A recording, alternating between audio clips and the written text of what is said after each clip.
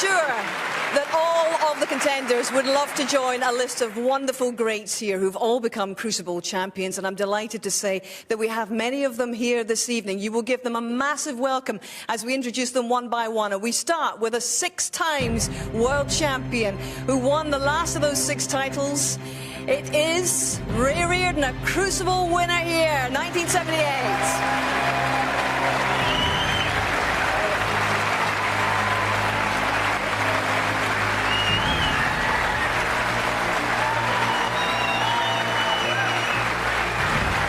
Next, a legend who won the title at his first attempt and continues to shape the state of snooker today. It's Terry Griffiths!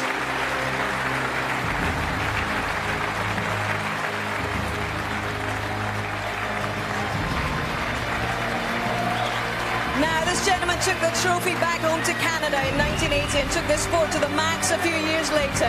The first non-British winner of the Crucible, the grinder, Cliff Thorburn.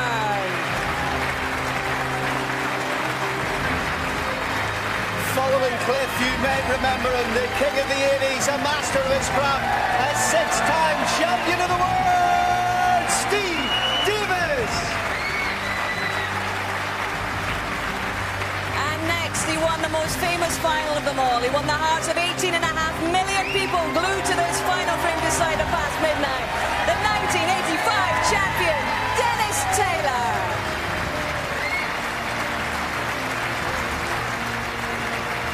Now he is the pride of Yorkshire at 150 to 1. He shook the world in 1986. It's Joe Johnson. Will his magnificent 7 world titles from the 1990s ever be beaten? It's the standard they all still aspire to. Human Supreme, Stephen Hendry.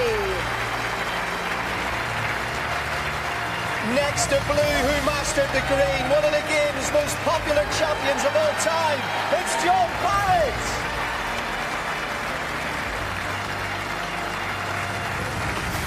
We celebrate 40 years of the Crucible. Well, can it really be 20 years since this man took the trophy home to Dublin? A 3-time finalist, the 97 champ, Ken Doherty. Ladies and gentlemen, a 4-time Crucible champion, and he's not done yet, John Higgins!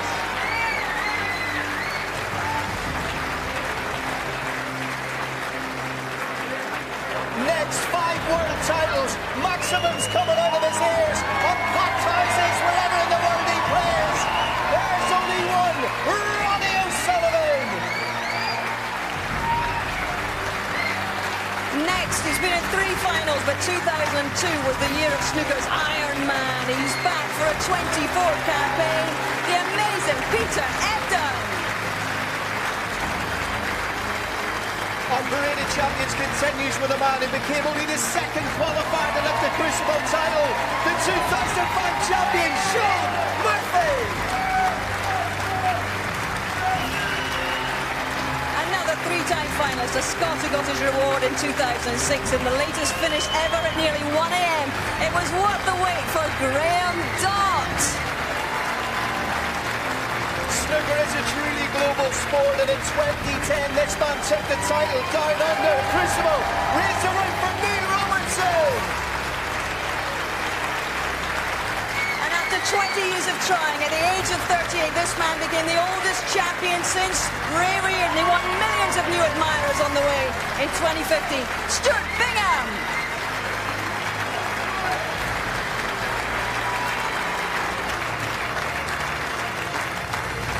Well, to complete Hazel, the most breathtaking of processions. I don't know about you, but that is one of the most fun 4 minutes of my entire career.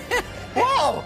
Goosebumps, yeah, real goosebumps. Yeah. What a moment. But there is one man missing, and I think he's one of the greatest students of the game. I always love talking to him. He lives and breathes it, and of course, the reigning king of the Crucible. It's Mark Selby!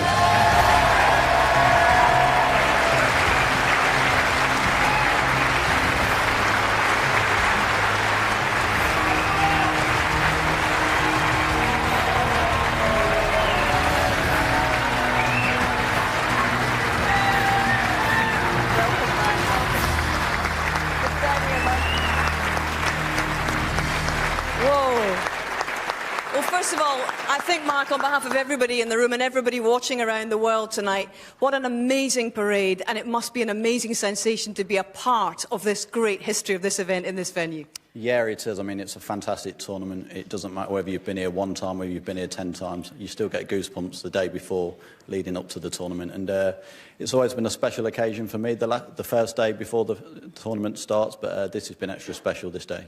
It has, and this is your second defence, and this time you come unburdened with that Crucible curse. Is it a little more relaxing, the build-up, consequently? At least I know what I'm going into this time.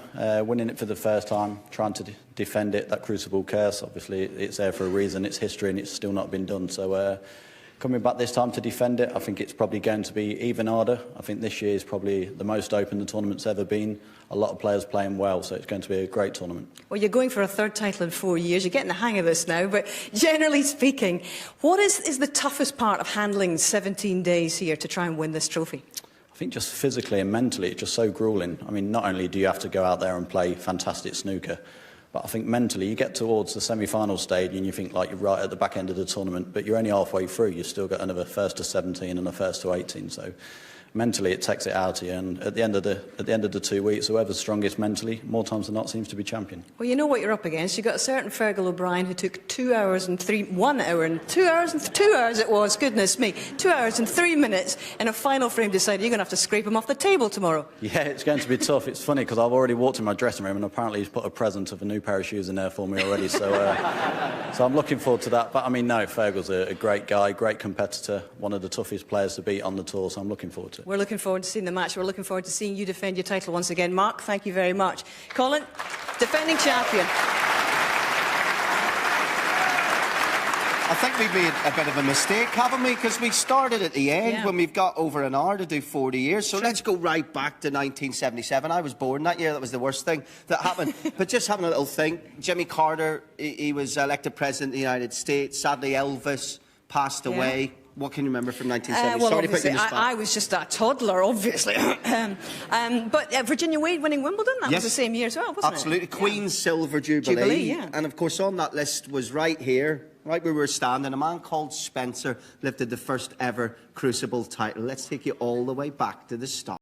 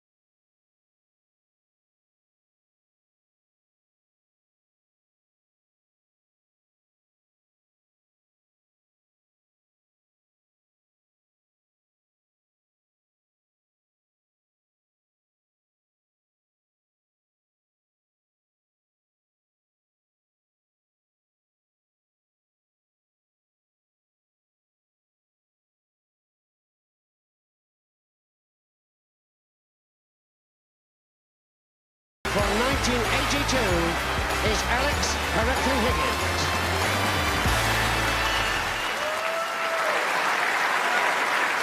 And here is the 1979 champion, Terry Griffiths. Terry, that was the first World Championship you ever entered, and you won it. In fact, it was only the second professional event you'd ever entered, and you won that as well. So in terms of your early impact, why were you able to make such a positive impact so early in your career? Well, I was 31 years of age. I wasn't a 17-year-old coming to the Crucible, you know, and I had to go through the qualifying system. But looking back on it, I mean, I think I had a little bit of things going for me. Most of the players I played were heavy favourites to beat me. And to be honest, I was just glad to be here. It didn't matter to me. I felt so good. You beat Dennis in the final, but it was Steady Eddie that you beat at nearing 1 o'clock in the morning. And the late, great David Vine came out to interview you. You came out with one of the classic lines. Just deliver it for us again. I'm in the final now, you know. That was the one. That was the one, absolutely. One of my favourite lines from history. You know, we saw in that VT that your dad told you that life is all about collecting precious memories. How many precious memories do you have from this place that you will always carry with you? Well, too many to talk about, really. I've been here, I've won every round in this place, and I've lost in every round in this place, and I just love the place. I've been here commentating, coaching. I'm still coaching and enjoying every minute of it. I just feel, looking around here with all the great champions here, I was definitely the best one. I can't argue with that. Congratulations, lovely to see you. Colin? Wonderful. And, I mean, this is absolutely perfect, because anytime you talk to Terry and players that are that era, you realise that they weren't just snooker players. They were giants of the street. They were legends of the playground. Boy, were their characters, or at least that's the impression.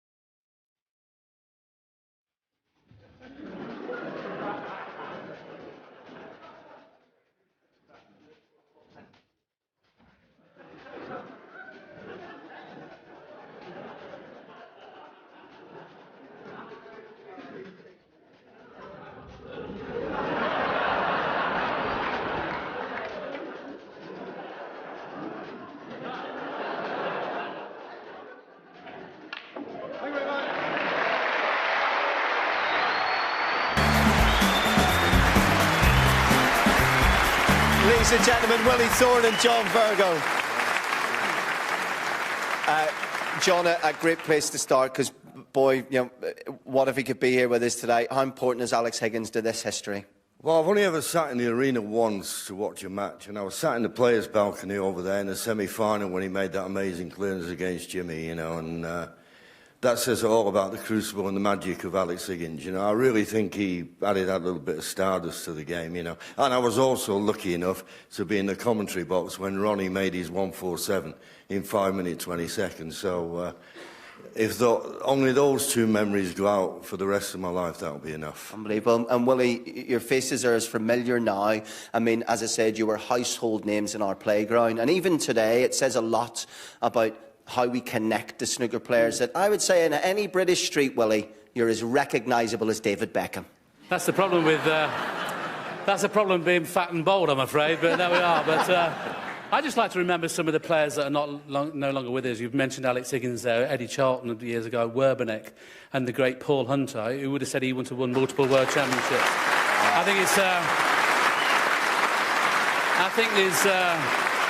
so many players that have graced this stage, and when I use the word grace, I'm sure you'd agree with me, John. I mean, to play here at the Crucible is a lifelong ambition for every snooker player, and loads of them will never play here.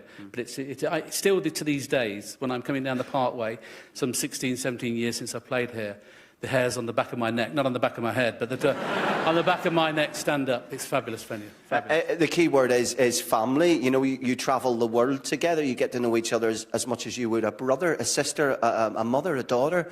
But the laughters and the jokes back then, it must have stopped, John, behind closed doors when you were in opposite dressing rooms. Well, it did, but I think what you got to remember in those early days, there was only 1 or 2 tournaments a year, so basically a lot of time was spent at the bar telling stories, particularly like to John Pullman and Rex Williams and people like that. So there was that camaraderie, there was that bit of fun. Now it's a very serious game, obviously. The more money, the more serious it gets.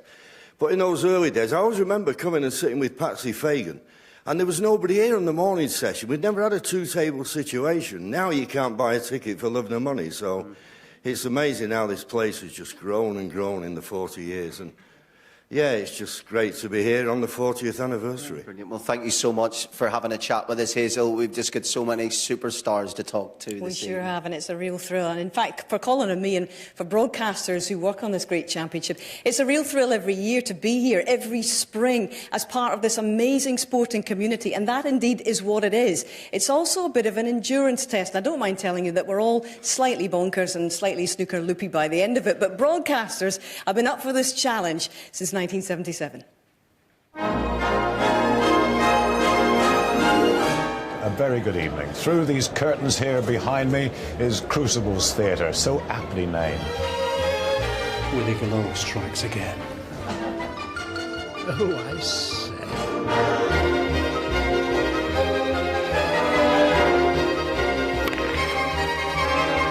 You thought I was boring, didn't you? I don't believe that. I'm a lumberjack and I'm all right. I work all day and I sing all night. We're glad you stayed with us. 17 days, and perhaps we'll do it again sometime.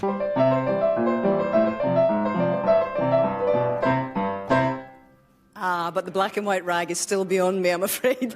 However, now a major part of the broadcasting team is a man who has a wonderful wit and charm and a very interesting personality, which is strange because nobody thought he had one at all in the 1980s. But he's a 6-time winner of this event and, in fact, starred in 7 finals on the trot. He also learned the hard way that you really can't win them all.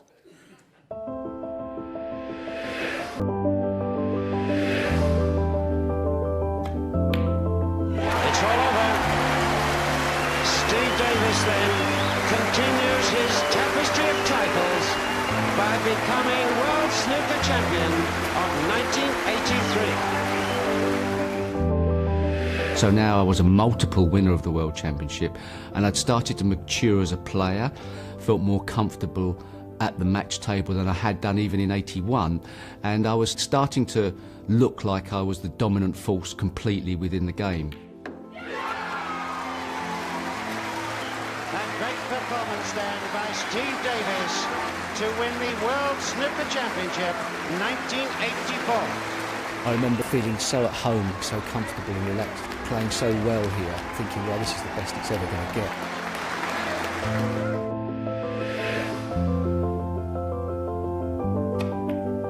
No.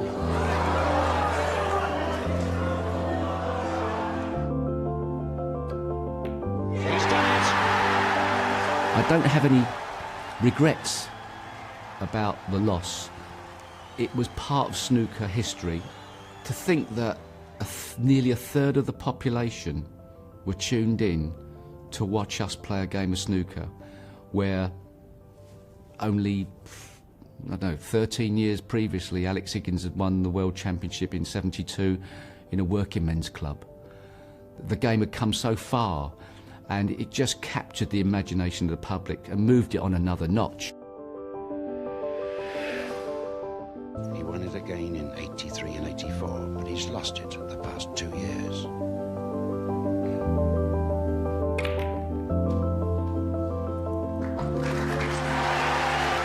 Joe Johnson, the defending champion, is the first to come out and congratulate Steve Davis.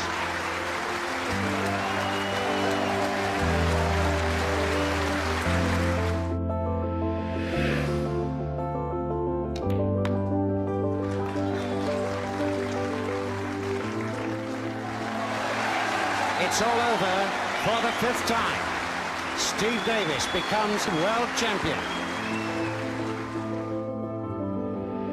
I do remember going into the '89 final, which was the last one I ever lifted. But as the tournament unfolded, I really did start to play some decent stuff, and it was my best win.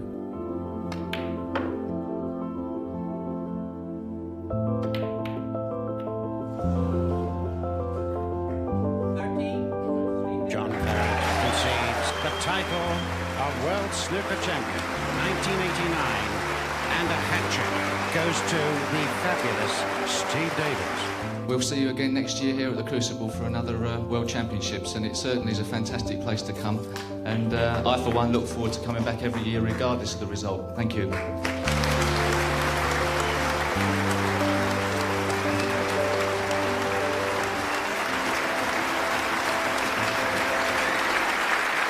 a rapturous ovation for Steve Davis.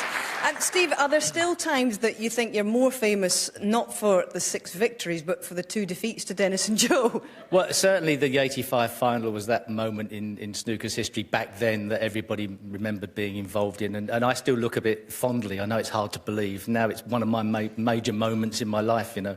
And of course, the game changed quite a lot in many ways, and looking back to the '70s, so many great characters in the game, and most people don't know I was brought in to try and redress the balance. And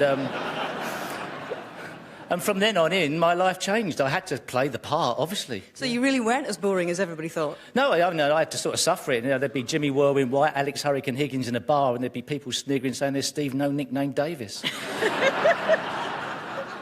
It was tough to take, but I just to go with the flow. It was in the contract. Now, I'm half expecting Barry Hearn to come running on to embrace you at any minute, but which of those 6 victories was the sweetest for you? You can't beat the first World Championship against Doug Mountjoy, one of the great players of the '70s, and I was supposed to be favourite, and perhaps the pressures of being a favourite are hard to deal with, but I got it over the line. Then regaining, and then obviously Dennis, and then my last was the sweetest in one respect because I totally ruined the final. There was no last session, and I did my job as best I could, and sadly beat my fellow co-commentator and mate John Parrott. I don't even look at him now. But he's just left the room. It's okay. Yeah. But that was one of my proudest moments in another way. But they're all, as we've all said, playing here is the pinnacle. It's the holy grail. So the fact we've even played here is just marvellous. I think if we had a pound, or you had a pound for every time you've been mentioned at the 1985 final, you would be even richer than you are now, actually. But you're going to have to steel yourself for mentioning it one more time. Colin? I know, I don't want to really do this, but Dennis is here, and we all know the big moment that we have to talk about. Dennis, tell me about when you get beat up in the final in 1979. Yeah, that was more important than that one against Steve, really, yeah. No, that year it looked like I was going to win it. I'd beat the great Ray Reardon, who's here, was 6 times world champion. I'd beaten Steve.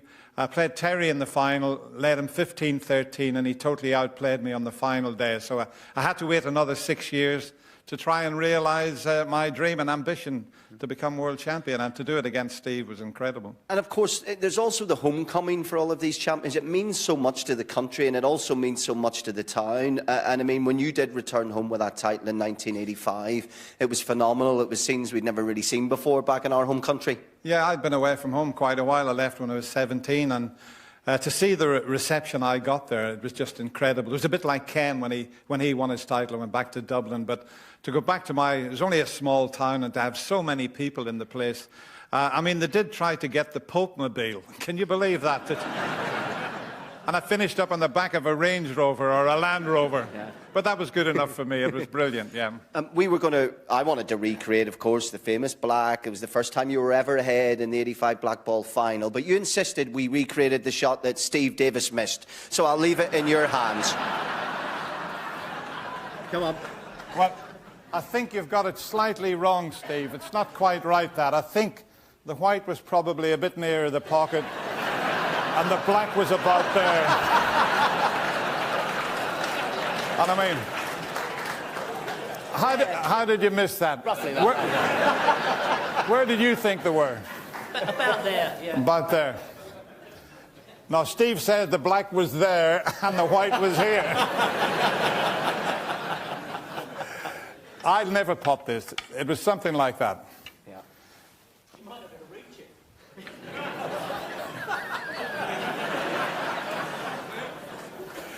You might not reach it. Oh, look at that. Came the shout from the crowd. And you missed.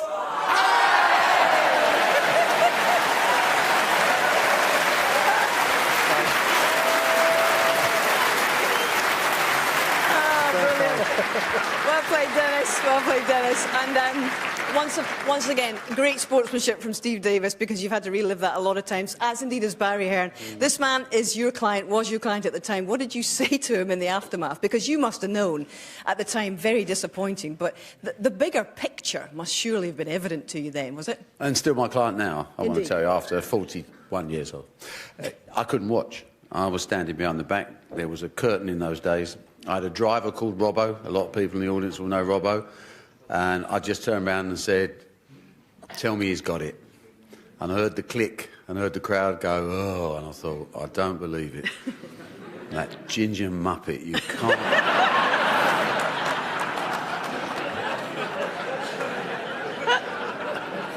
And then I seem to remember, and I'm not advocating this as a policy for losers, but we got extremely drunk.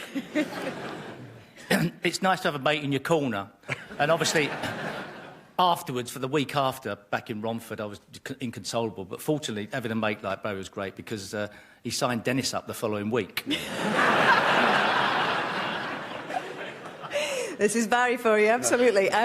But now you're the El Supremo of the sport, and things are changing. Things are going very well, and you're the man who brings us news. And I believe you have news to bring us this evening, Barry. Well, I couldn't think of a stage that was more appropriate, bearing in mind the history that's in this room, to announce World Snooker's decision today to grant 2 invitational tour cards for the next 2 years to 2 players, multiple ranking winners in their own right, but great ambassadors for the sport of snooker.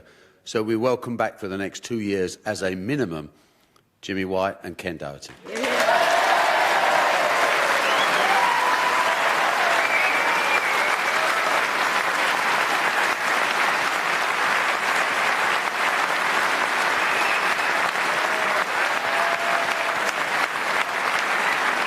Well, a more popular decision I don't think you could have this evening. Barry, Steve, thank you very much. Well, from the 80s, things were changing, Colin. Absolutely. Like with so many sports, you think it's reached its absolute peak, and then along comes somebody else who takes it to the next level. And if the 80s belonged to Davis, the 90s belonged to Hendry. I remember, obviously, I turned professional at 16, thinking, wow, imagine we got to play at the Crucible. It meant snooker to it. It was snooker for me.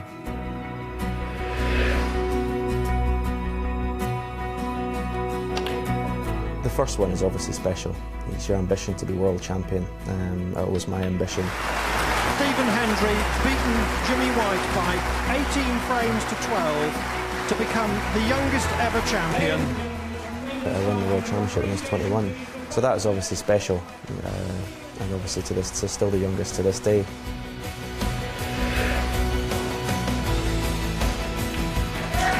World champion for the second time.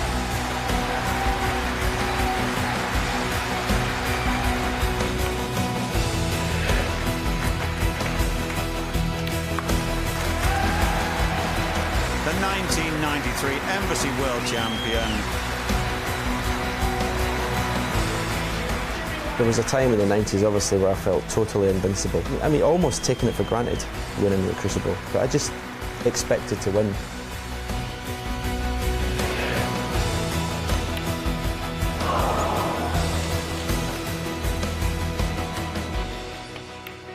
Stephen Hendry has proved once again that he's the best player in the world. I played snooker very aggressively, fearlessly. I would like to think that I changed the way snooker was played.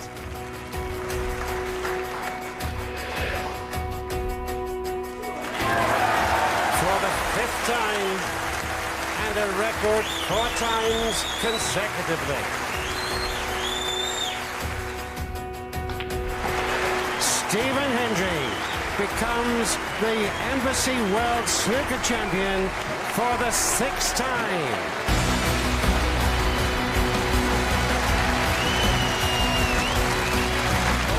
Ray Reardon, 6 times world champion in the 70s. Steve Davis 6 times in the 80s, but it's a magnificent 7 times for Stephen Hendry in the 90s. To win the 7th world title, obviously to break the records, that was just incredible.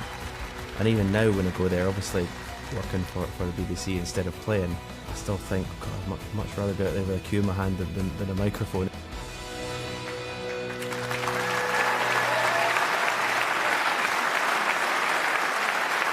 I could chat to you for hours. I always love chatting to you, but I want to take you right back to a young teenager, the youngest ever in here. And that year and the next year was very much a battle with Willie Thorne. Yeah. My first appearance here was playing Willie Thorne. My only aim was not to get embarrassed, not to beat 10-0, 10-1, first time at the Crucible. But yeah, I managed to run him pretty close, 10-8, and I got that lovely applause that he gave me on the way out. That was lovely, wasn't it? But it was just, it was my ambition to play here. Yeah. Take me to what... I want to talk about the relationship with this fantastic crowd, because there's no vitriol towards players, but we do migrate to the underdog. And when you are unflappable and you're invincible, automatically we all migrate to the other camp. On top of that, when you're winning title after title after title, you had the other thing, the fact the guy was Jimmy White. Did that motivate you? Well, when you come through the curtains, it's an amazing place to walk into. It's like a cauldron, and when there's booze, it can affect you any way. But if you use it as a strength, as I did, it can make you play even better. I knew that in here that I maybe got half a balcony. Jimmy took 4 or 5 of them with his guests. I had maybe half of one, and they were supporting me. But as you say, about 96%, 97% of the rest were for Jimmy. So you've got to use that as motivation. Your main enemy was not man. It was getting up in the middle of the night to use the bathroom. I mean, that nearly scuppered the amount of titles you have. Yeah, you know, your insurance company, you're not allowed to do dangerous sports like skiing and all these things. And I broke my arm or fractured my elbow getting up to go to the toilet in the middle of the night. Excellent, love it. And this man, we talk about that era of the players in the 70s and 80s, but just confirm you did have your own spitting image puppet. Yep, yes. Yeah, that was very nice. I like that. And Hazel, very complimentary it was too. And I know you're going to meet a man who, per soul, has to spend 17 days locked in a room with me. Oh yes, yes. Mind you, there are worse to be spending in a room with you, Colin, I must say. 4 finals, Stephen and Jimmy played together, and of course Jimmy graced 6 finals in all and came home empty-handed after each one. He remains one of the best-loved figures in British sport ever. So, ladies and gentlemen, will you please welcome the People's Champion, the Whirlwind, Jimmy White. Thank you.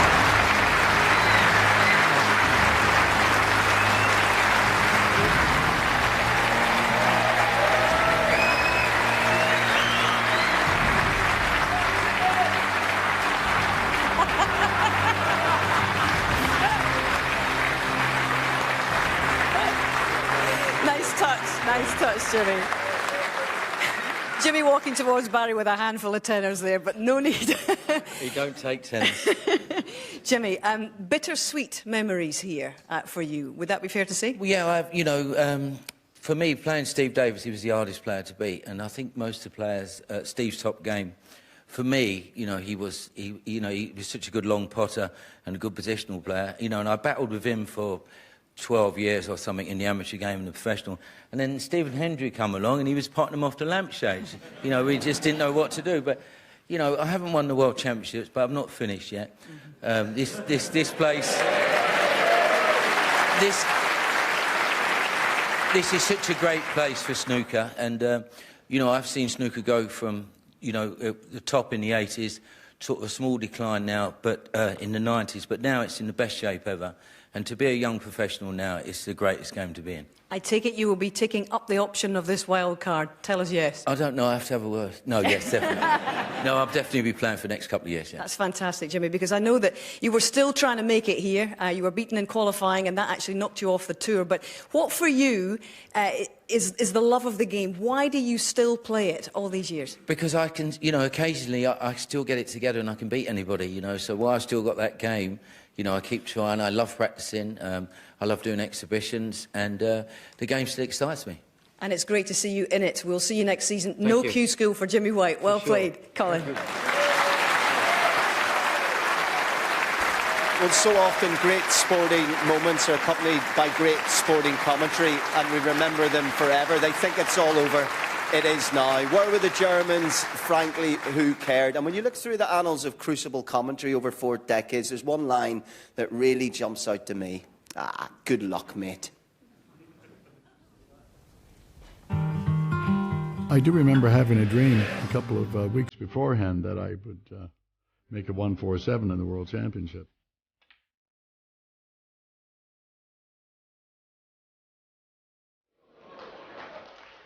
Well, that's one way of getting them, I suppose, and staying on the black as well. When I did have the opportunity to shoot the first black ball, I mean, the balls were actually spread pretty good. These reds are now spread open beautifully. I was sick, actually. I didn't feel all that great, and I don't know what I was running on, but anyways, I managed to keep it going. At a stage like this with just one red left, he stops and blows his nose and says, let's have a break. And if he can take this red and the black, the colours will be on their spots. So I was thinking positive. Keep rolling. They have actually stopped playing on the other table. Well, now this is the real shot to get on the yellow. He hasn't come quite far enough. He's left himself a tough shot, but that's 15 reds and 15 blacks that he's taken now.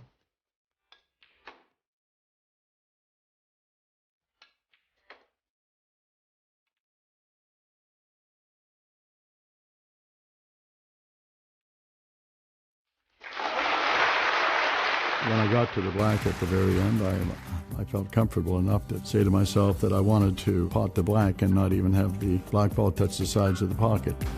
Oh, good luck, mate. Oh, wonderful! That is really, truly wonderful.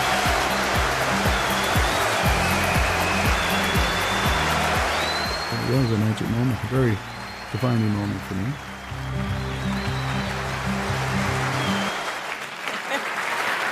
Wonderful memories, Cliff, wonderful memories.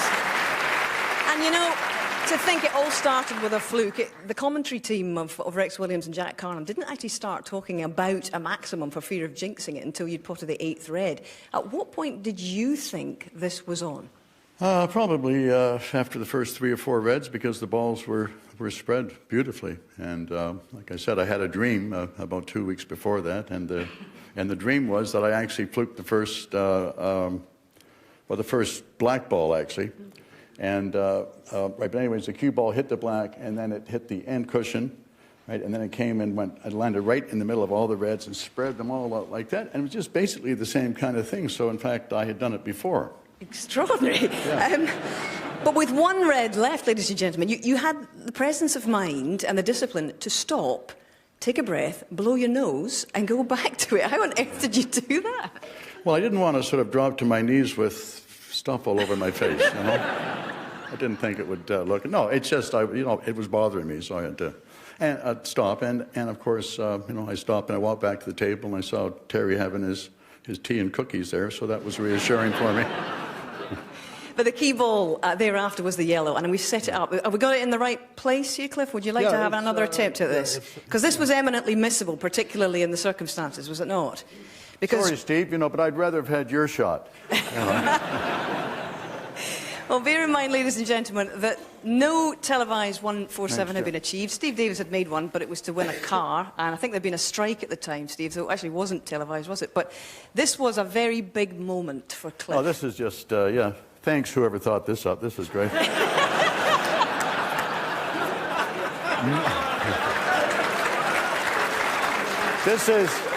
This is get even time for somebody. Like, I know it is, but my golf is good at the moment, okay. But anyways, why I shot it this way is because of, if I was to run it through, I would end up on the cushion there. And then I thought, well, I could play, and play it with left-hand side here. And then, but this, I'm not so sure about this one here. Okay. No, yeah, but the side, you see, comes out like, you know, Ronnie, you know what to do. So then, okay, yeah, okay. So if you did it at the right, time. So then I didn't do it, okay, right? No, but, you know, it's important that I explain this. Okay, yeah, absolutely, I get you. Or else I'll start the break from the very beginning, that's up to you. Okay, right, or else I play it with right-hand side, and this is, holy smokes, what a boost.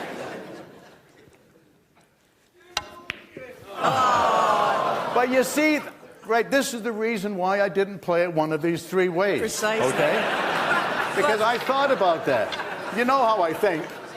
But so, Cliff, sorry? you did it when it counted, and that's all that counted. And yeah. So I realised, he's going to have another go at it. There's no stopping him, actually, is there now? So this is the shot, Third right? time lucky. And I very seldom played it with stun run through. It's just I've got a short backswing.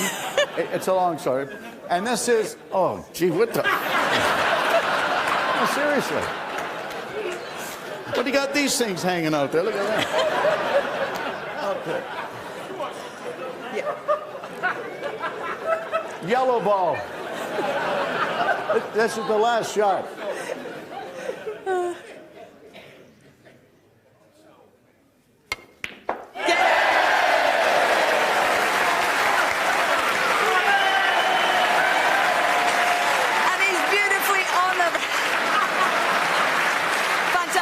Thank you very much.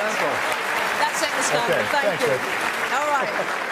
Well, there already has been a 147 here in Sheffield this week. Gary Wilson has achieved that and did it in qualifying tournament. In fact, it was one of 8 centuries that you made, Gary, a second career maximum for you. Congratulations. You're a debutant. What do you make of the prospect of playing here?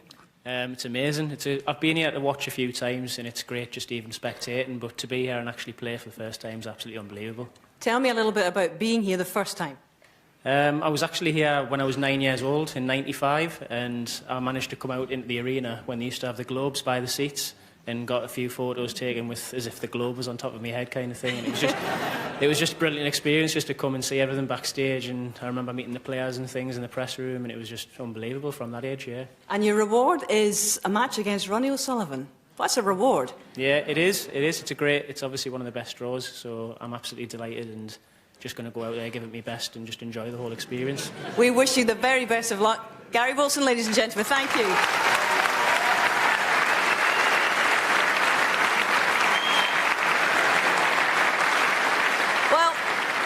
Many people would say, why Sheffield? Why the Crucible? Well, it all started in 1976. Mike Waterson was a sports promoter who was looking after this great championship. He'd taken it on the road for a few years, but he was looking for a permanent home. And his wife, Carol, came here to the Crucible to watch a theatre production. She went home that evening. She said, I think I've found your venue. And Carol, you were absolutely right. 40 years later, Sheffield is Snooker City. Sheffield, former Steel City to boom town. In the past 40 years, it has survived the demise of its core industries to become one of the most fashionable and economically attractive regions of the country. Both Boeing and luxury car maker McLaren have recently announced plans to open high-tech manufacturing plants here. Sheffield is enjoying a renaissance. What I think we need to do now is to show how this great city, this great region, has changed, has learnt from the past, but has took those values and put them into a modern setting. No, you can never deny your past, but you can learn from it, and I believe Sheffield has learnt from that past. By April 1976, the city was making a better passage to a post-industrial future. While across the Pennines, the Snooker World Championship also faced an uncertain future. Amid criticism, the championship that year was played in both Manchester and Middlesbrough.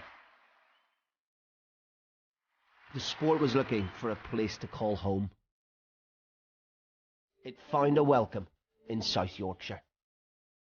It was always, I think, extremely friendly city, but it was a very industrial city. It was mainly built around the industry of the steelworks, but also around the neighbourhoods, the mining industry as well. Against this backdrop, Sheffield Council had decided to construct a controversial new theatre. The Crucible opened in 1971. 6 years later, it entered a televised marriage with snooker. Going into a theatre was obviously quite, you know, a revolutionary thing to do. I think one thing that sticks in my mind was the amount of beer that was drank. I understand at that time they drank in one night the allocation for a fortnight. And the world champion 1977, John Spencer. Everyone knows it's been here for 40 years. The dates have never changed, and that's a sort of remarkable achievement.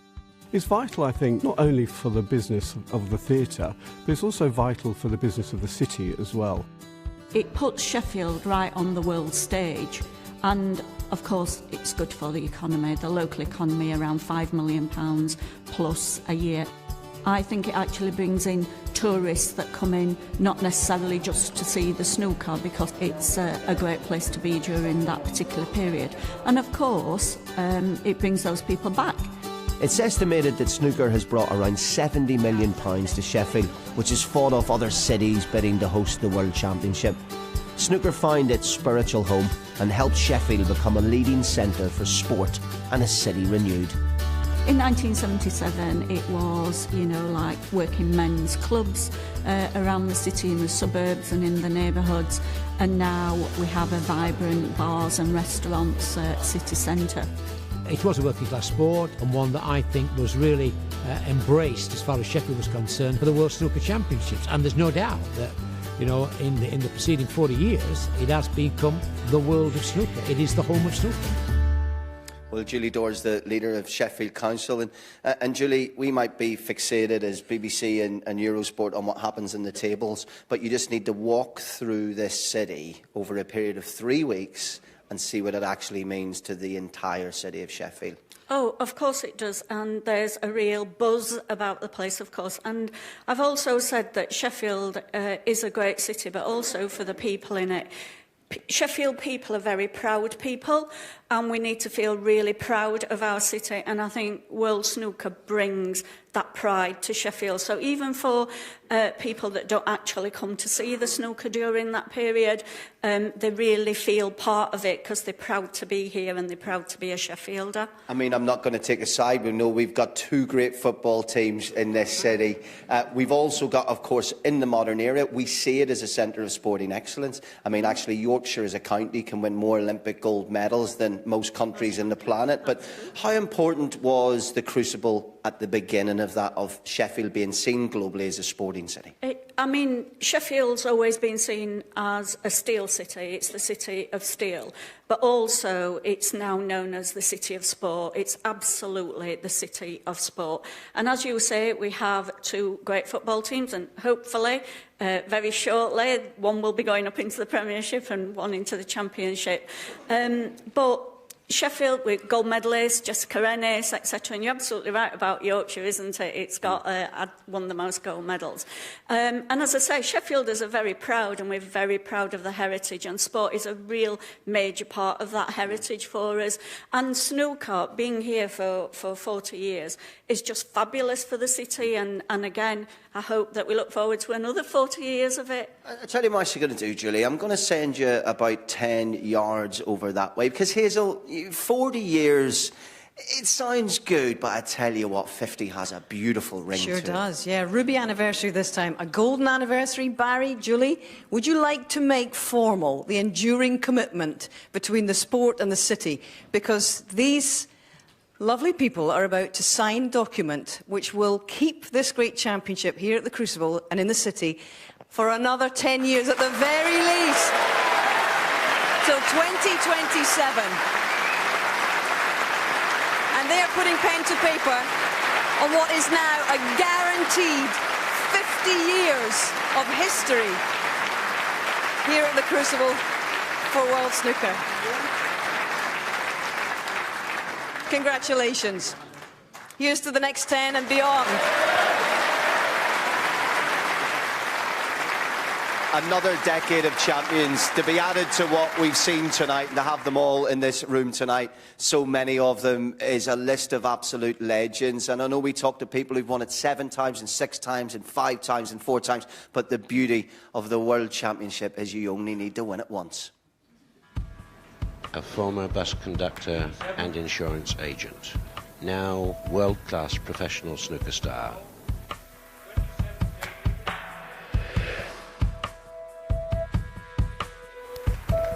Dennis Taylor concedes.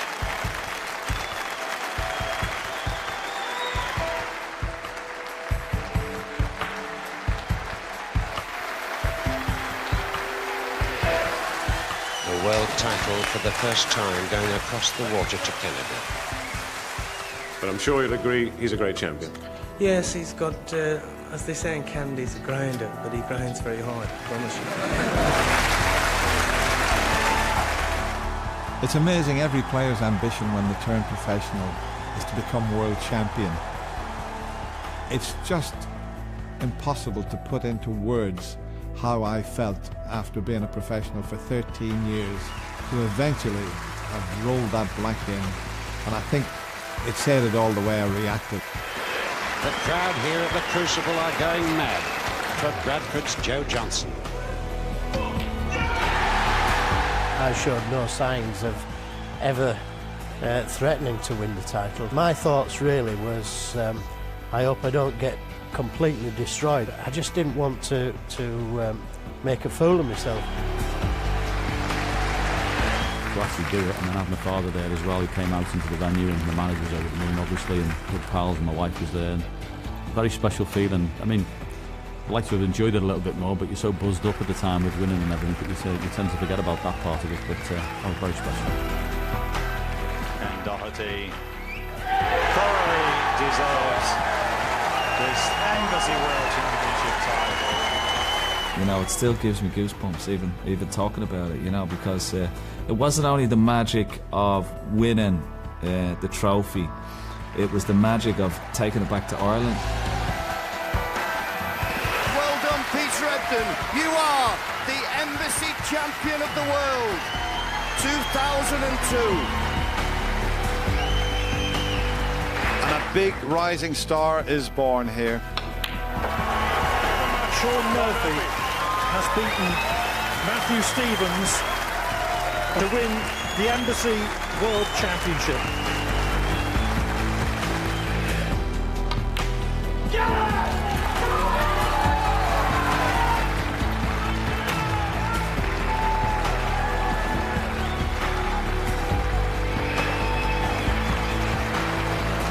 You know, to win it, especially being, you know, first Australian to be world champion and, you know, first overseas player since Cliff Baldwin won it. It's great to join those players, you know, in the history book. It's a lap of honour. Enjoy every minute of it, Stuart. You deserve this world title that you've waited so long for.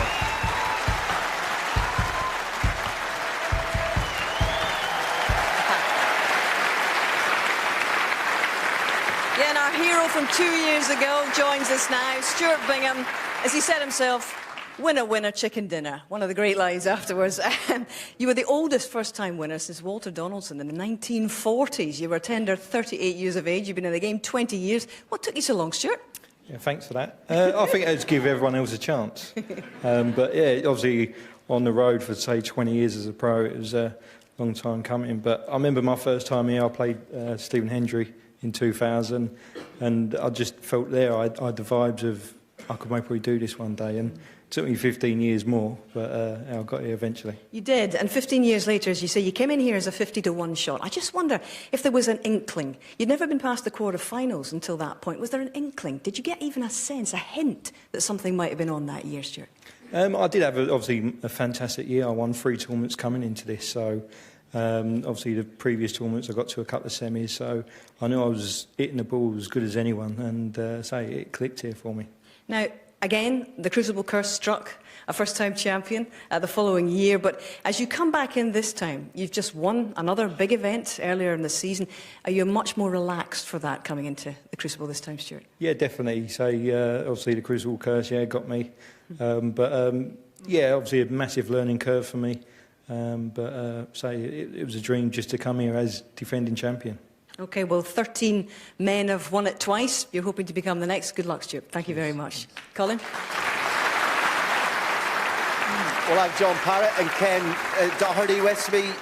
John, I just wonder, when you're regarded as a top player and year after year goes by and you don't win it, yours was the 8th time of asking, big drubbing in a final 2 years earlier, semi-final, next to the pockets shrink, does the pressure grow? Yeah, obviously you hope that you're going to win it one day, and the final, what I'm pleased about more than anything when I look back, is that the final and the drubbing that got off Steve was still fully deserved. I mean, he was a far better player than me in the final, but I had to put that to the back of my mind. I got him in the semi-final 2 years later, so I'm coming out to the same venue, same table, everything. You know, he's been beating me 18-3, and that's probably my finest achievement. He forgets, by the way, that I beat him 16-10 in that semi-final. No, that was the finest thing, and then obviously to beat Jimmy in the final. But you're always a little wary that you're never going to win it, but there's no venue like this. When you win here, it's very special. Because you're standing in milk crates and playing snooker as boys in snooker halls, and then there you are, Ken, winning the world title. I just remember, when you think back to that year, it was Terry's last professional games, the quickest ever century from Ronnie O'Sullivan. But can you close your eyes and remember that moment when you won it, or do you have to watch it back on a tape? Yeah, sometimes. You know, I started on a biscuit tin. I stopped that after a few years, just recently. But I grew up watching the snooker, you know, in the World Championship, watching it on Pop Black, and I always wanted to be here. You know, when Dennis won it in '85 and Higgins won it in '82, they were inspirations for, you know, kids all over Ireland. You know, and to win it and emulate what they did was just absolutely fantastic. Dreams, that's what dreams are made of. And I'm assuming, in terms of dreams, obviously you being one of the biggest Everton fans, John, that it must have been brilliant to go back and parade the World Championship trophy around Goodison. It would have been if they hadn't been away, Colin. So I was invited by Anfield to take the trophy to Anfield, and I paraded it round there, which some of my Everton fans have never forgiven me for. But no, they kindly said, look, this is for the people of Liverpool, and I'm very proud of the city that I come from. And I took it there that day, and they were absolutely fantastic. To go out in the middle of the pitch with the trophy. And it had been quiet that year on Merseyside. We hadn't won any trophies that year, so I was the only one to get one. So it was something I'll never, ever forget. You always look back at the hometowns, and it wasn't just on the table. You contributed, certainly in Dublin, you had a positive effect too. Yeah. 250,000 people lined the streets. I didn't realise I had such a big family, you know. And just bringing the trophy back on an open top bus, it was just absolutely fantastic. And one funny thing happened when I got there into the Lord. There was a big reception in the Lord Mayor's house, the Mansion House in Dublin, and the Chief Superintendent said to me, he said, you know something, Doherty? He says, between the hours of 7 and 10 on the final session of the final, we didn't have one call into the Central Police Station in Dublin, you know? And he said to me, the girls on the switchboard were ringing the main switchboard saying, is there something wrong with our phones? And the girls were saying, no, everybody's watching the snooker, why aren't you, you know? And he said to me, he says, you should be on telly more often. He says, you make my job a hell of a lot easier. You know? So I stopped crime in Dublin for 3 hours. It was fantastic. Well, it's funny you should talk about crimes, actually, because when it comes to 40 years of the Crucible, most of the crimes in here have been fashion.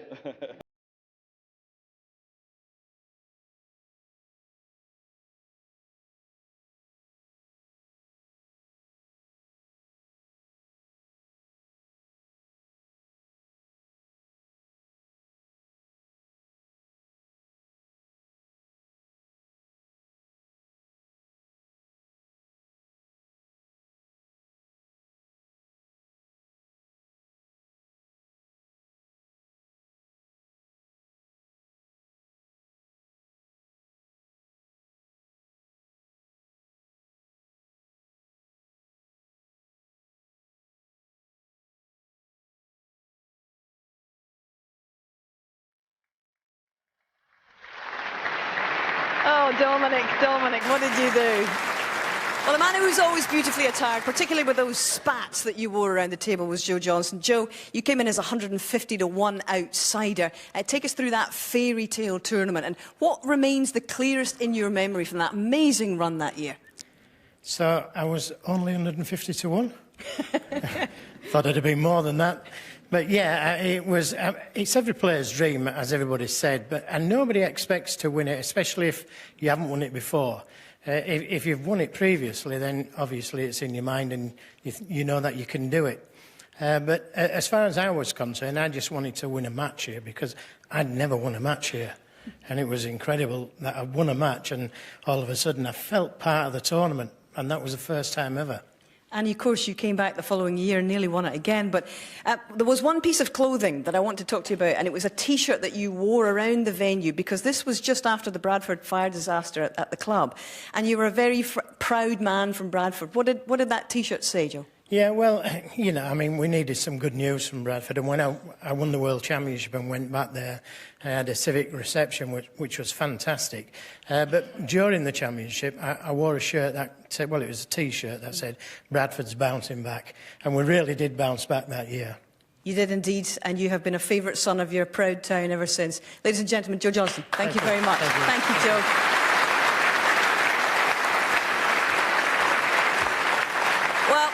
6 years after Joe won that title, 1992 was a year which would prove to be highly significant for snooker, because in that year, 3 of the Crucible's most decorated champions all turned professionals. They are the stars of the golden generation.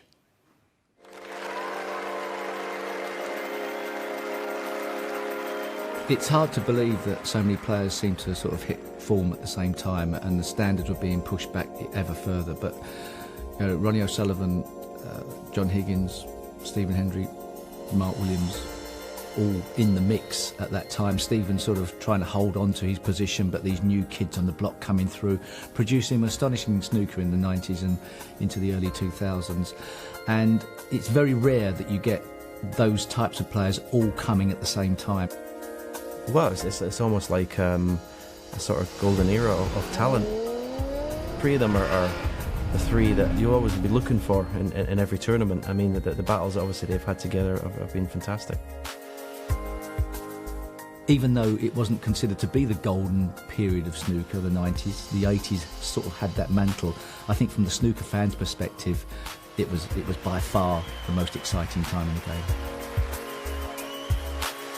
And it wasn't nice because they stopped me winning a lot more of the major tournaments, and I've been beaten in finals by them all.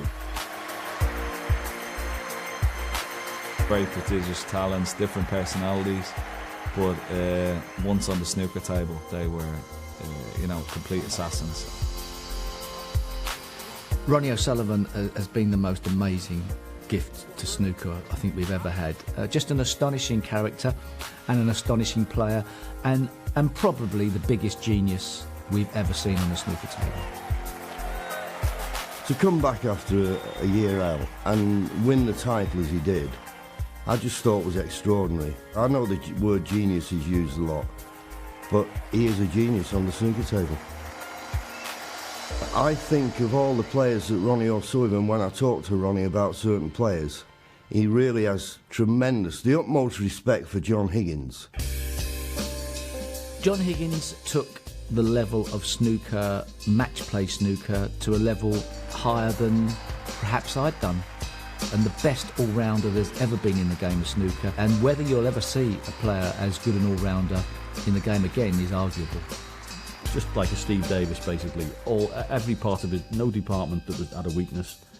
Fabulous match player, tough to play against, safety, brilliant, scored heavy, a work ethic, everything you'd want, and a brilliant temperament on top of that. Ronnie O'Sullivan's won 5. That's probably why John Higgins has only won 4. He hated to lose, and that in itself was a motivation for John Higgins. And I remember when they first come through as youngsters, Steve Davis was quoted that someone asked him who did he think was the best, John Higgins or Ronnie O'Sullivan. He said, I think Ronnie O'Sullivan's got more talent, but if I had to have one or the other playing for my life, I'd pick John Higgins.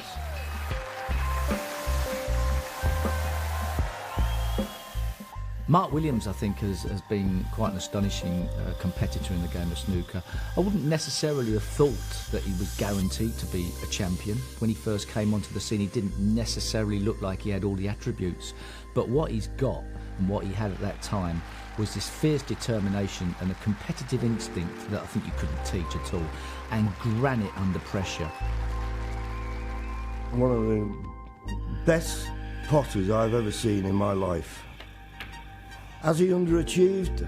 He's certainly not won as many as Ronnie and John, but different characters, and I think that's what added to it as well. You know, you've got Ronnie, who can be up and down, you've got John Higgins with this great determination, you've got the laid-back Welshman, you know, who's just sauntering around the table, knocking the balls in. But that temperament, above all else, I mean, you could be bombarded or barraged by breaks, never bothered him. He came back and played. A fabulous, fabulous player. The record for ranking tournaments between all of them is just phenomenal, you know, and to do it year after year for so many years, and even now, you know, the three of them still at the top of the game, in the top 16 in the world after about, you know, 20 odd years as professional. It's quite an incredible career, and more often than not, they're at the business end of most tournaments. No, you won't see that again. You won't see that again, because I think we're struggling probably to have younger players coming through in ones, let alone twos, and certainly not in threes. But you'll never get three like them again. No chance.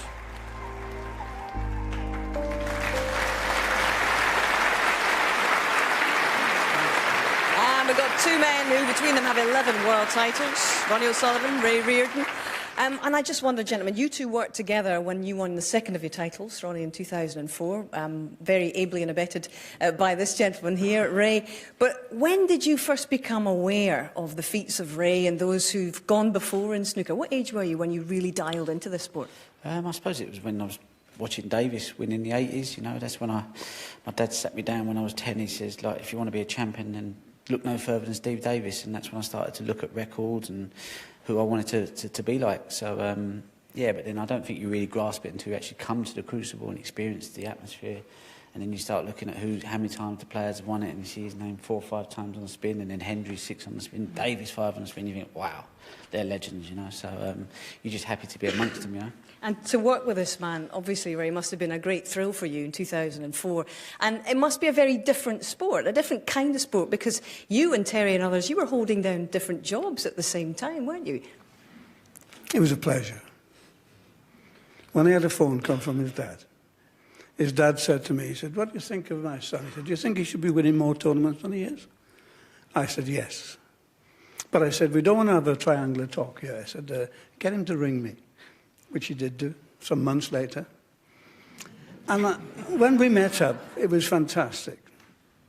He was in the practice room when I arrived here, and he put his hand out to me to shake hands, and I disregarded his hand, and I just gave him a hug like this. And that's how the relationship went, you know. And my biggest idea was, I mean, he gave me 10 years to my life, actually. He made me 10 years younger. Thank you very much. It's a pleasure. It was a privilege and a pleasure, but the trouble was, there's nothing I could teach him about potting balls. No one can pot balls better than this man. He had more control of the white than anybody I've ever seen. But the idea was, how could I get him to enjoy playing defensive? Because he didn't like it. He didn't like the defence. He's an attacking player. So in his life, he always wants to attack. And one day, he said to me, he said, I want a little bit of practice on the defence. And we went into a defensive situation. People say to me, they said, well, you're a defensive player. Look, you don't win 6 world titles on the defence, that's for certain. I like it, Ray. I like it. I think, Ronnie, you've had a kind of up and down relationship with the Crucible over the years, but I just wonder, as you're maturing into your 40s now, is the enjoyment factor higher coming back to the Crucible now? Yeah, I was just sitting next to John, and John said, do you still get a buzz when you come out? I said, yeah, I enjoy it more now than I did when I was younger, because I feel like I'm a bit more consistent. And I think 17 days here of up and down, it's a nightmare. Trust me, I've been there. But 17 days of this is fun, and you can enjoy it. So I'm probably enjoying it more than I ever have. John doesn't seem to enjoy it as much. Well, I'll tell you what. He was like, I don't, you know, he preferred it when he was younger, but swings and roundabouts, isn't it? It is. Well, this man won the last of his titles at age 45. You've still got 4 years to go to catch him in terms of that. But we'll throw it over to John. Let's get your impressions, Colin. Absolutely, he can get his own back there. But the truth is, when we're sitting in the sofa doing the punditry, any chance Ronnie has to wax lyrical about you, he does it. And we've just watched the last piece of video where you've got so many greats of the game that are here tonight paying homage to your all-round game. I'm sure it's very humbling. Yeah, of course it is. I mean, Steve Davis, he was my hero growing up, but then obviously Stephen Hendry came along from Scotland, so he was a big hero for all the Scottish boys that we could try and emulate Stephen. And then for then on, as you say, to come and play your heroes here at the best venue, it's an unbelievable feeling. I mean, do you get more philosophical as you get older? Do you drive to the Crucible and think, well, what will be, or do you lust and crave that trophy as much as you did when you were a teenager? I don't know, but I was sitting next to Ronnie there and I says, these pockets look really tight. So I don't know what's going to happen over the weekend. But no, listen, you've came and I've been so lucky. I've won it a few times, and it's a great feeling to come and win it. And you would love to try and play well again and see what happens. So, any chance we could have a Higgins 147 at the Crucible, please? Yeah, I'd love that. I mean, I don't think I've really ever been close. I know Ronnie said about 5, and same with Stephen and people like that, but there's so much pressure now, especially just playing here, just to win frames, never mind to make maximum. So you take your hat off to those players doing that. Brilliant. Well, listen, Hazel, a golden generation, and they're not done yet. They sure aren't. But the man they're all trying to beat, no matter which generation they're from, is the current world #1, Mark Selby. And come what may over the next 2 weeks, Mark is going to end the season as world #1 for a 6th time, and he's trying to pick up the trophy for a 3rd time in 4 years. Well, Mark Selby I've known since he's been 14 years of age, and his improvement has been second to none. When I say this, and I mean it sincerely, Mark Selby for me was never going to be a top 16 player because he used to cue this far away from the cue ball. When he got close, he improved 40 points overnight. I think he's just very consistent. He's got an excellent B game. He's the best I've ever seen at winning ugly. So, you know, worse, other players, if they're not playing well, might go out in the first round. He seems to be able to scrape through matches and get to maybe quarters and semis regularly. Ladies and gentlemen, your champion, Mark Selby. It's so hard these days to dominate. Gone are the days with obviously the Steve Davises and the Hendrys and the Reardons in the past, where they dominate the game. It's impossible to dominate now. If it was that easy, you know, everybody would be doing it. But, you know, to keep making 70s and 80s to win frames, you can't do it all the time. Mark Selby makes one of the best comebacks I've seen for many, many years, and he wins the World Championship for the very first time. You have to scrape him off the table, and it means that his opponent has to have such mental stamina to stay with him, keep their concentration, because as we've seen, he can keep frames going even when he's a snooker for 20-30 minutes longer. So your mental strength gets tested. Your champion, Mark Selby. Yeah, he's definitely the man to beat. He's #1 in the rankings by an absolute mile, so probably not going to be another, probably at least a year or 18 months until anyone can catch him. So, yeah, look, he's the one who's sort of raising the bar at the moment, and it's up to the rest of us to try and, you know, make up that gap. He's got a great personality, loves everything in life, he's got a family now, so what's not to like about it? Well, he's the greatest player to come from Leicester, which I hate saying.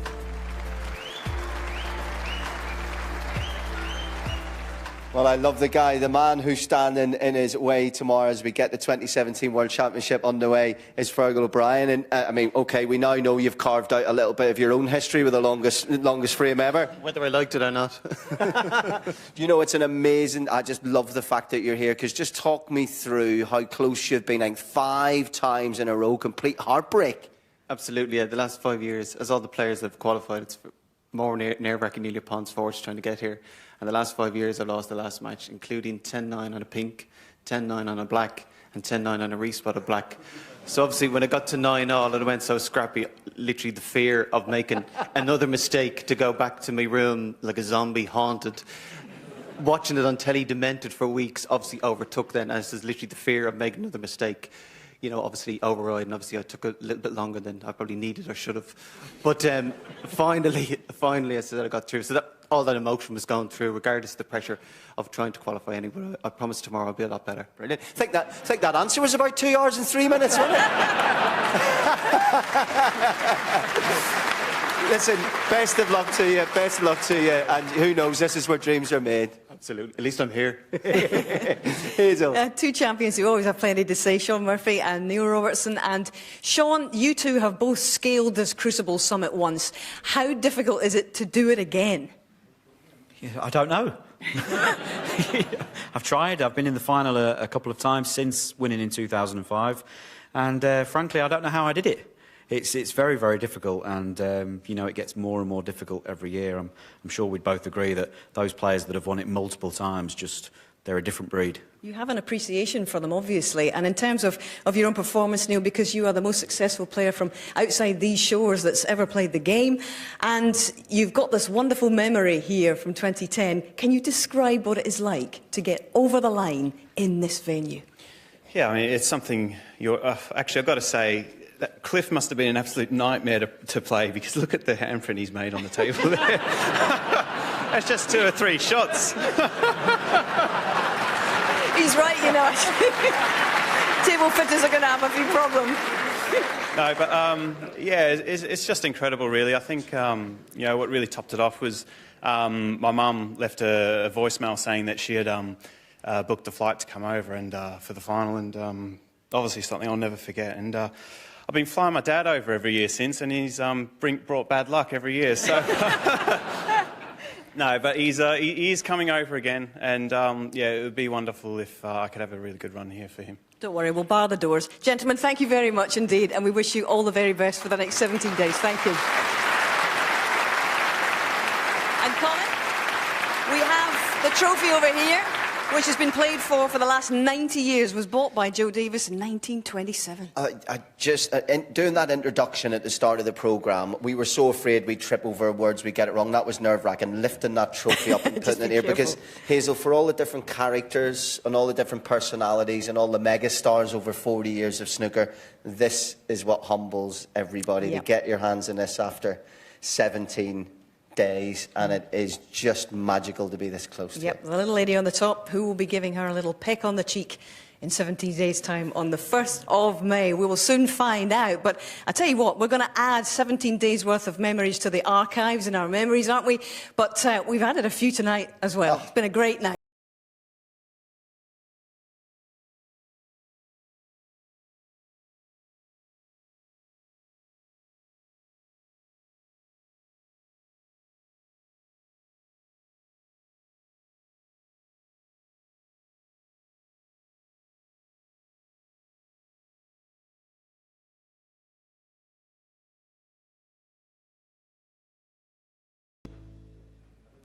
And there she is. So the serious business gets underway tomorrow at 10 a.m. 31 matches, 80 sessions of snooker.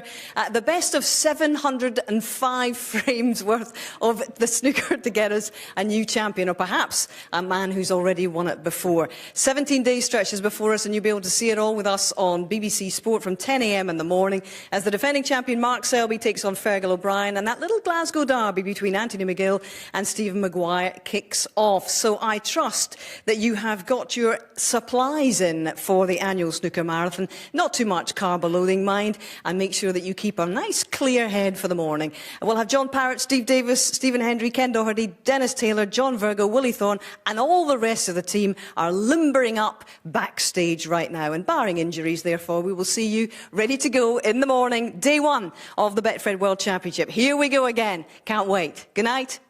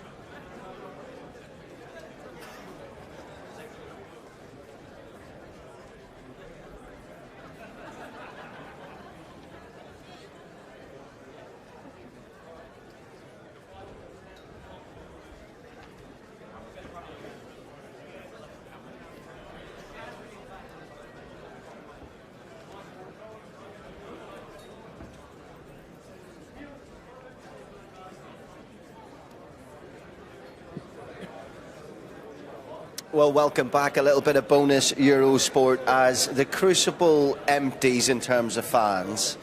After what has been a night, I don't think I'll ever forget it, Jimmy. Listen, it's absolutely amazing. You know, for me to get my wild card, I had an indication that I might get it next week. I'm delighted. I'd like to thank World Snooker and Barry Hearn. But I think this tournament this year is going to be one of the best because of 2 Chinese boys. We've been talking about 3 Chinese boys coming through all season, and 2 of them are here, Bin Tao and Yu Long. So I want to see how they perform.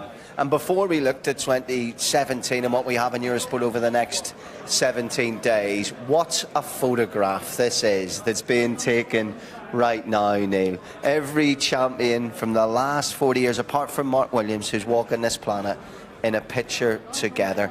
We have all of those taking part in this year's tournament as well, and this will hang for decades on walls of these players' houses.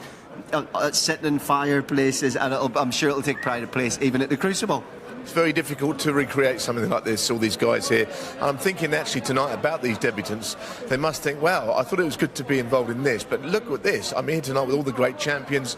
Now I really know what it is to be involved at the Crucible. And for some of these guys, they've got to not let the occasion get to them, because these champions never did. Yeah, and you know, we talk a lot about the era of the character, when there was less money, Jimmy, involved in terms of what you were picking up. And from that point of view, I think they were working class heroes. You were a working class hero.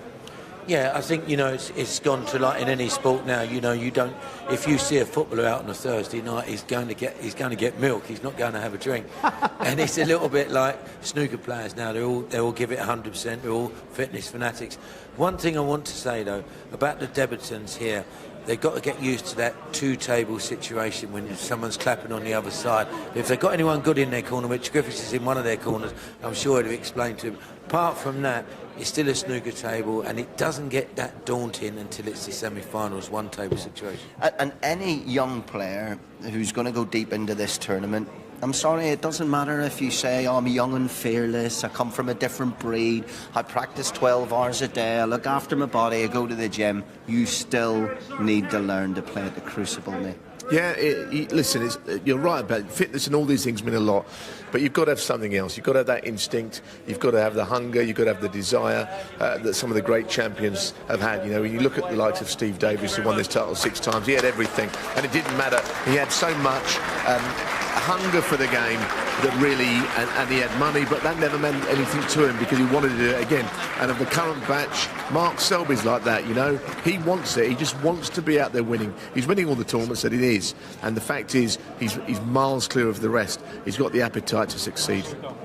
Well, they're all just walking past at the moment. I was proud of our Joe tonight. We love our Joe, don't we, Joe? Joe Johnson. No, he's great, you know, and that year he did win it. He played phenomenal, and there was a lot of people who thought it was a one-off. He come back the next year, but Davis was too strong for him. Yeah. So, okay, it's different for you two guys because you know them, whereas I'm doing it as someone who's watched, you know, snooker at the Crucible since I could remember being alive in this planet. I was born in '77, so, you know, it's yin and yang, isn't it? But it's interesting. It was only when I was in the room with all the legends, it was like who actually really, you know, made me feel like I was 6 and 7 years old again. And a very random thing, Cliff Thorburn, I don't know whether it's because we don't see him as much, you know what I mean? But I was a real buzz to meet Cliff Thorburn. Yeah, lovely guy, and you know, Cliff beat Alex Higgins, and when I see Alex on the telly today, give me a little tear in my eye because, you know, he should have been here. For me, Alex Higgins made the game as well. He made it popular. He brought a bit of flamboyance to the game, but no, it's great to see all the old boys again as well. Is there a point here? Okay, I do realise when we go down, as we call it, the 7-6-5-4 list of world titles and those 4 players, but is it as much about what's the balance between silverware and entertaining? Being a people's champion, someone who you can relate to, because they're the ones who are still now rich in love Yeah, no, I think that's why, of all these great players, and it was wrong to single one out, but in my opinion, I still say this, that O'Sullivan is the greatest player I've seen, because it's not the titles he won, and he's won a lot of those, it's just the way he's won it. And most other players could only dream of winning in the style in which he did. And of course, Alex was the same. You know, he won 2 world titles. That's nothing to take away from the Hendry, who won 7. He's probably the most clinically best player of the lot. And Davis, who was just a serial winner. But there's something about O'Sullivan and the joy he plays the game with. And it's something others can only envy. Yeah, well, listen, we hope we don't see him in the Eurosport studio, because when he gets knocked out here, if he does, then we will see him back there. We're filtering out here after what has been an evening I'll certainly remember forever. But you know what? It's about the 17 days. It's about creating new memories. And we're going to be on air every morning, every afternoon, and every evening, of course, with Jimmy White and Neil Foulds at either side of me to bring you full comprehensive coverage of the 2017 World Snooker Championship. And I don't think there's ever been an eve like this. Good night.